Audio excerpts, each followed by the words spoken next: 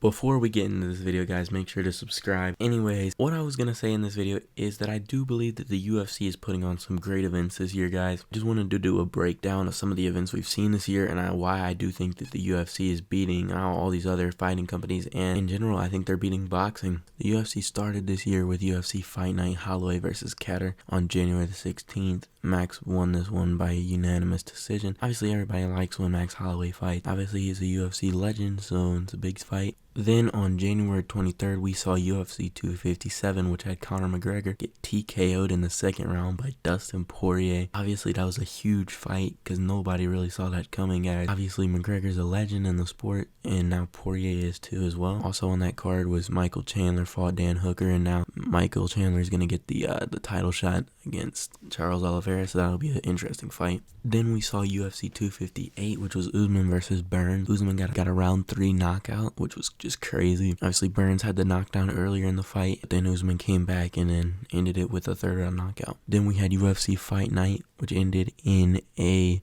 second round knockout for Derek Lewis, and he beat Curtis Blades, which was obviously a big fight because now he's probably going to get the title shot. Then we had UFC 259 against Jan versus Adesanya, which was Adesanya's first loss in the UFC. It happened by unanimous decision. Obviously, it went to distance. That was a tough loss for Adesanya. We have our most recent event that just happened, which is UFC 260. It's Miocic versus Ngannou. And obviously, we saw Ngannou just destroy poor Stipe in the second round. Huge knockout. But this card also had Sugar Sean O'Malley win in the third round knockout. And then Tyron Woodley also got choked out in the first round. We have upcoming fights, which is UFC 261 in April, which is Usman versus Masvidal with a full crowd in Jacksonville, which will be the first full crowd back, which is going to be just insane. Then we have UFC Fight Night on May 8th with Dillashaw returning. And then we have UFC 262 with Oliveira versus Chandler. Obviously, that's going to be for the vacant lightweight title. Then you have Diaz versus Leon Edwards.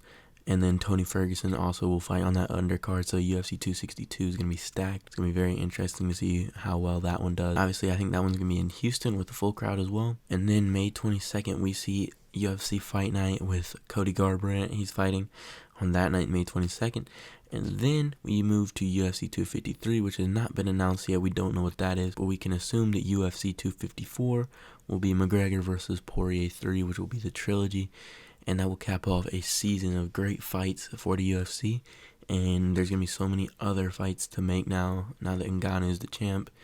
We'll have to see what happens with McGregor and Poirier. And it's just going to be insane to see what goes down with these fighters. If you guys enjoyed this video, please subscribe to the channel. Anyways, peace out.